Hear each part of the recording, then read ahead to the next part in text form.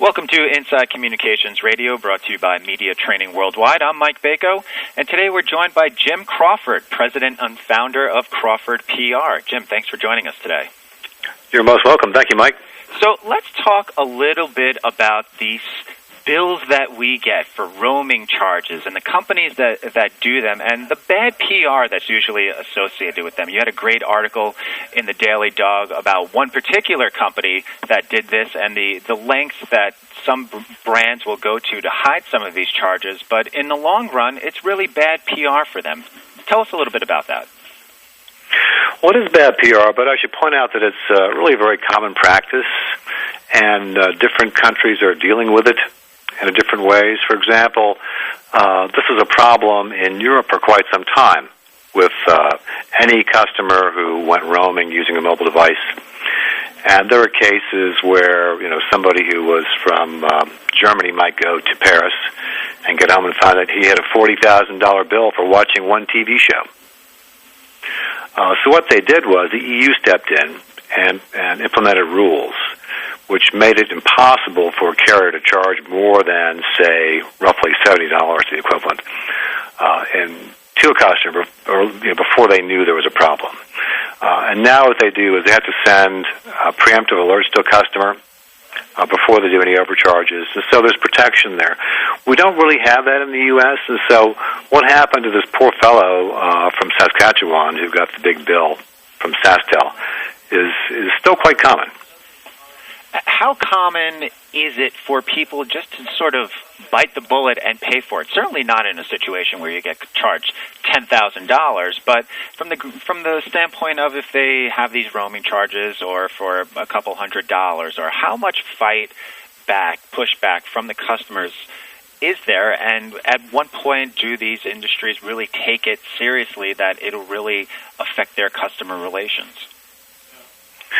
I think that in the case of what they call mobile bill shock a couple of years ago, there was quite a bit of protest from consumers who wrote letters and phoned the FCC complaining about this.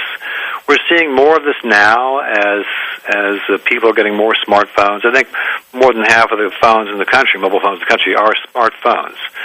And as people begin to do video streaming, or they take their iPads with them and watch movies and TV shows, they have to be very careful when they are roaming outside the region, or they can easily incur this sort of excess charge.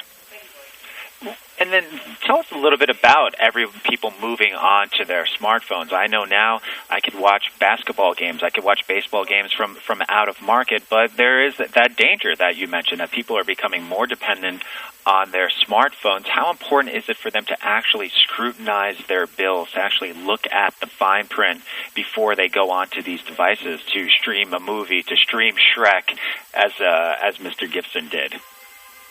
Well, it is quite important, and some of the more progressive phone companies are doing a good job of being helpful to consumers. For example, Verizon now will let you know. They will text you and let you know if you're approaching or if you've gone over your number of minutes for voice. They'll also let you know, this is interesting, they will send you an email saying, dear sir or madam, you have reached 80% of your threshold for your data usage for the month. So that kind of thing is very helpful and can prevent these problems. But the problem is, when you roam outside the region, you may not have the same protections, because Verizon, in that case, if you go to a different region of the country or out of the country, they have to pay the company, they have to pay the same rates as the company you're using in that area. In other words, if you use a Canadian phone company to watch TV on your iPad while you're up in Canada, that's going to incur charges to your home telephone company, which they must pay, and they have to bill back to you. So it's the never-ending evil cycle that eventually will come back to bite you. You're listening to Inside Communications Radio, presented by Media Training Worldwide. We're very lucky to have Jim Crawford on as a guest. Jim, you also have, in addition to this article, you write often on your Black Box blog for Crawford PR about other issues that are going on in the world of PR.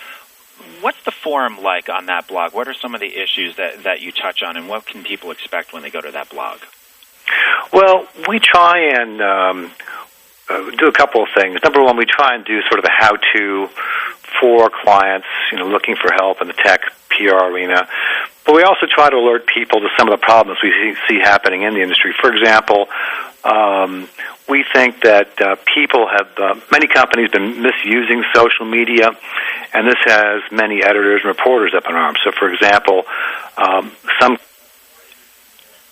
companies continue to use self-promotional comments, or they continue to write blogs which they post and then try to repurpose elsewhere. So in terms of not engaging the audience, they're just creating said content and then just pushing it out as that without any sort of integration or any sort of engagement with their actual audience? Yeah, I mean, it's like, they'll see an article in the Wall Street Journal and it may be on, who knows, any kind of a service. And since they're in that business, they may say, that's a great article. By the way, our company does blah, blah, blah. And it's like they use the comment space as a commercial, and editors are really turned off by that. And we've even seen cases or heard of cases where the editors got back to companies saying, do this again and we will boycott your news. Really? Oh, yeah. Yeah, no, go ahead. So we try to alert companies to that kind of a problem because we think that, even though social media has been around for, 6, 7, 8 years now, a lot of companies are getting into it for the first time, and they see it as kind of a gold mine where they can find all kinds of new opportunities. And they can find new opportunities, but they have to be mindful of some of the rules. I mean, the comment space is a place where you add value, not where you self-promote. And in terms of doing outplacements, such as guest blogs and bylines, that has to be a high-level, statesman-like sort of presentation that adds value to the reader. Again, not something that you post on your site first and then give to a publication. So that idea of keeping things exclusive for one platform as opposed to just sort of trying to reappropriate everything that you do? Yeah, it's important to media because, if they're getting something secondhand, they lose all the Google traffic value. And then how important is that in terms of optimizing everything that you do so that if you are trying to become a thought leader in a particular area or trying to broaden your expertise, to be the one that people are going to your links in terms of going to Google or any of the other search engines? Well, I think you have to really have to do it two ways. I mean, certainly it's important to blog and do other social media from your own venue. And it's important to also engage with media. But what we like to do is we encourage clients to do something original for media.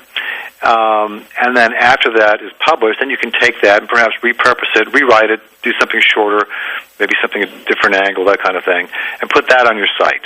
But you shouldn't use the same thing twice. Certainly. Jim, thanks for joining us today. You could check out more of Jim's writing on crawfordpr.com/blog. Jim, thanks for joining us today on Inside Communications Radio. My pleasure. Thank you, Mike.